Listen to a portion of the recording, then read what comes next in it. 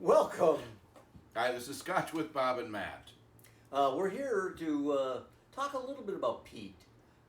We've had several tasty notes that we've published in the past, either non-peated or peated, and we sat and thought maybe some people may not understand what peat actually is. This is peat.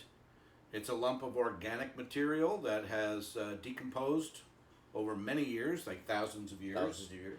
And it is in the peat bogs all over Scotland. There are many parts of Scotland and Ireland. Very, very heavy in Islay, which is where we get a lot of our peated scotches from. It's the same organic material that actually is coal, not under the pressure that coal has been formed. This sits on top of the ground. In several areas, it's 26 to 30 feet deep, and it's all cut by hand. They have special shaped shovels. They go down and they cut little bricks that are 18 inches or so long, and they pile them up to dry out. And they use it for heat and cooking, and of course, making scotch. Which we love. You walk around Scotland or Ireland, and you can smell this burning in people's fireplaces. It's a lovely smell. It really is. It adds a beautiful flavor to the different scotches that we have shown here. And we've picked out a couple of different kinds for different reasons, because there's different kinds of peat. There's different treatments of scotch with peat. Yes. And we thought we would talk about a couple of those. Normally, they take the malting process of the barley, and they use the heat to slow that down. And with the Islay scotches, it's a peat-fired heat. They use that as people use coal and gas. Some of the other places, like Highland Park and Old Pulteney, don't use the peat for the malting process, but they add the smoke to it to bring out a little bit of the flavor. Some of the Islay ones, like Laphroaig and Lagavulin, the water even that they use flows over the peat bogs, Right. and that has that peaty flavor to it. And you have different, as we were saying, different kinds of peat in different locations. So the kind of peat that you have in Islay, that you're getting from Laphroaig and Lagavulin, is you're getting, or Kilchoman, you're getting the more the strong, smoky campfire kind of peat, whereas something like Highland Park, their peat has more heather in it. Yes. Gives it a completely different character. A little more subtle. Much more subtle. Flavor. And then you have others, like I pulled out the Old Pulteney Huddart here specifically, because it's an unpeated scotch that's then put in a former peat barrel. So you get the influence of the peat on the unpeated scotch. Right. So it gives you this one slightly more than a hint. There are others that give you just a hint of the peat, which is really nice. Also Wolfburn, and I should have brought that one out as well. Well, some of the old Pulteney and Highland Park, and I know Wolfburn does. They'll take the peat and they'll put it under a lot of pressure to take the water out of it and cure it quicker. Whereas the Laphroaig and Lagavulin, they let it to air dry over a long period of time, so that peat flavor becomes even stronger in their flavors. And when you open this, I have a story about I this. think that it's a wonderful little story because it is so true with Laphroaig anywhere you go.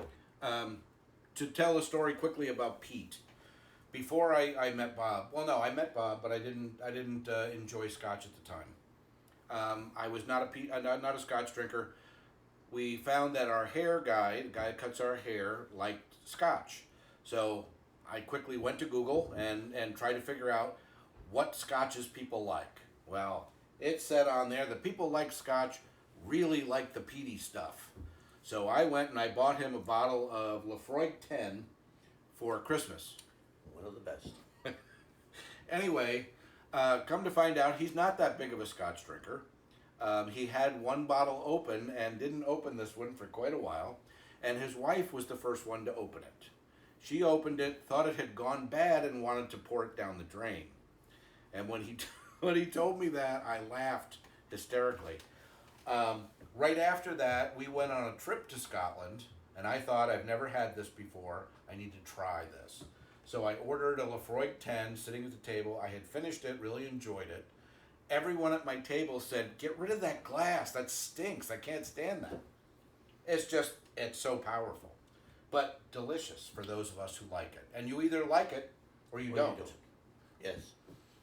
So when I have a Lafroig or a Lagavulin, I always have my nose in my glass between sips and on the way back to the chair or whatever. Always. Lafroig is one of those that I could just sit and nose all the time. We always tell the joke that if you come to my house and you have some of my scotches, always sit and nose them and pour the scotch back into the bottle again. But it never happens. But it is one of the scotches that I just love to sit around and nose. And that's been the delicious. same for years as well. Yeah. Always a good one to have. So I mean, the thing is with peat, whether you like it, you don't like it, it's very, very. It's controversial. It's a more complex flavor. People ask me about the scotches and everything, and I talk to them about Lafroig and Lagavulin. I said they're always so intense and complex. You have to really work at studying a good scotch like that, because you have to get over that peat flavor to get into the complexities of that scotch. And I must say I've spent many hours tasting the Islay scotches and trying to ascertain all of the other nuances that are in those scotches.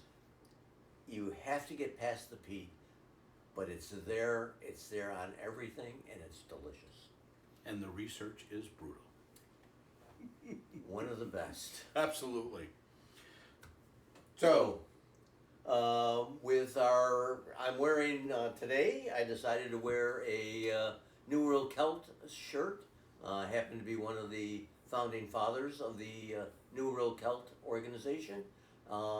Everything we do for our Scotch with Bob and Matt goes to help the New World Celts in raising funds for their scholarship program, for their pipers, dancers, drummers, athletes, and anybody else who is interested in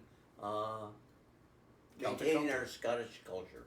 So Celtic culture. Celtic culture. We do Irish also. We do have a quota, but we won't go into that.